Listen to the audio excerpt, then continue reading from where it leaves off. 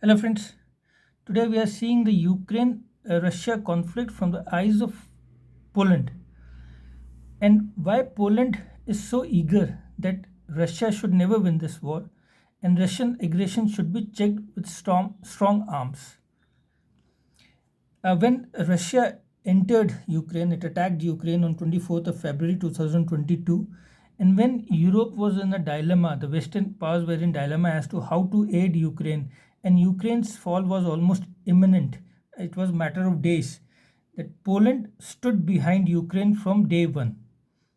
It gave it arms, Russian-made MiG-29 fighter jets, tanks like T-72, and German-made advanced tanks like Leopard. It gave it kamikaze drones. Its soldiers were trained in Poland. So this we can understand why Poland wants that Russia should be defeated in this war is if we understand Poland Russia relationship from a historical point of view. And to understand it, we should have to go to the end of 17th century and the beginning of 18th century. And we'll see that Poland is surrounded by three great powers. During that time, this Russia was extended to this and it had contiguous border with Poland. This was another superpower. This was Austria-Hungarian Empire, and it covered this large area, and its border was with Poland.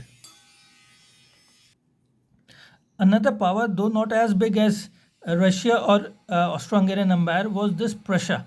This I have drawn a line, and this was Prussia. It was a power. So as long as these three great powers were divided, Poland would survive. But if they are united, then it is a death knell for Poland, which is exactly what happened in 1772 and 1795. So we are seeing now Poland's loss of independence. So as I've already mentioned, Poland surrounded by big powers, Russia, Austria and Prussia. So first phase was when it was actually at that time called Polish-Lithuania Commonwealth. So they were both combined together, Lithuania and Poland. So the big powers, the three big powers, they decided to partition from 1772, but especially 1795. Poland and Lithuania, they were partitioned among these three powers, and the largest chunk went to Russia. So they were partitioned and they were annexed.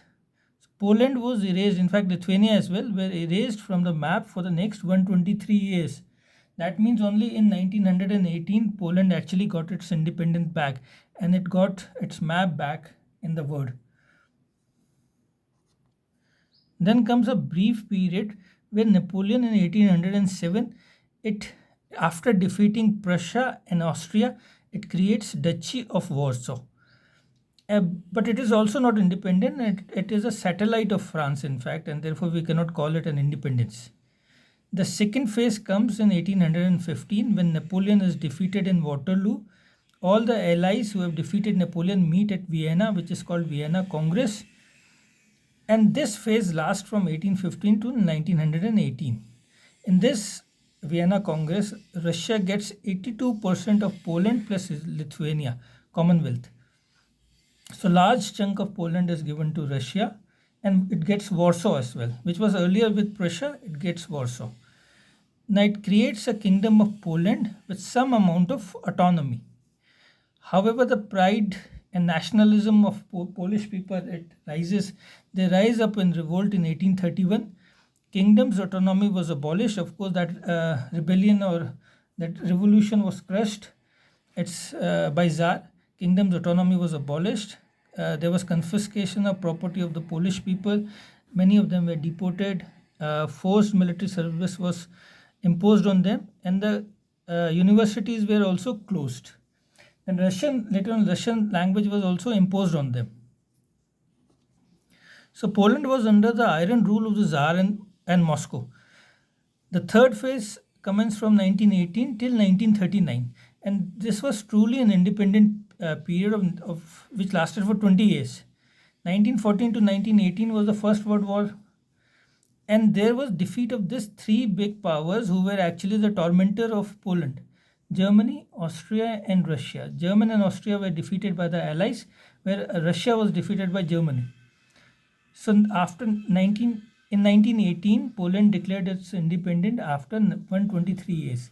From 1795 to 1918 is 123 years. And in 1919, formally recognized by Treaty of Versailles. So Poland's independence was recognized by Treaty of Versailles.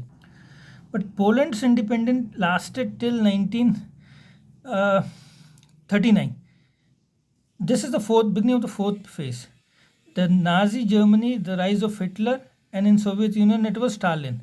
Now two big countries with two big leaders with two big ambitions, and at the cost of smaller countries. So Poland had to pay the price. Both the countries signed a non-aggression pact August 23, 1939, and they also signed the pact of partitioning Poland. Both Soviet Union and Nazi Germany, they signed the 10-year agreement not to attack each other. And after signing that pact on 23rd of August 1939, on 1st of September, Germany invaded Poland. And on 17th September, Soviet Union followed. So obviously, hammered on both the sides by two big powers, Poland did not have much chance, though it fought bravely. And on 6th of October 1939, Poland was defeated. A piece of information that 1st of September, Germany invaded Poland, and attacking Poland was the beginning of the Second World War. So on 3rd of September, England joined the war alongside Poland, and on 4th of September, France joined the war. So this is the beginning of the Second World War. The fifth phase is the end of the Second World War, 1945, and defeat of Germany. So one of the tormentors of Poland was defeated. However, the second one still remained. Not only remained, it emerged victorious, and it emerged as a power, as a great power, as a superpower, in fact. Cold War 1945 to 1991.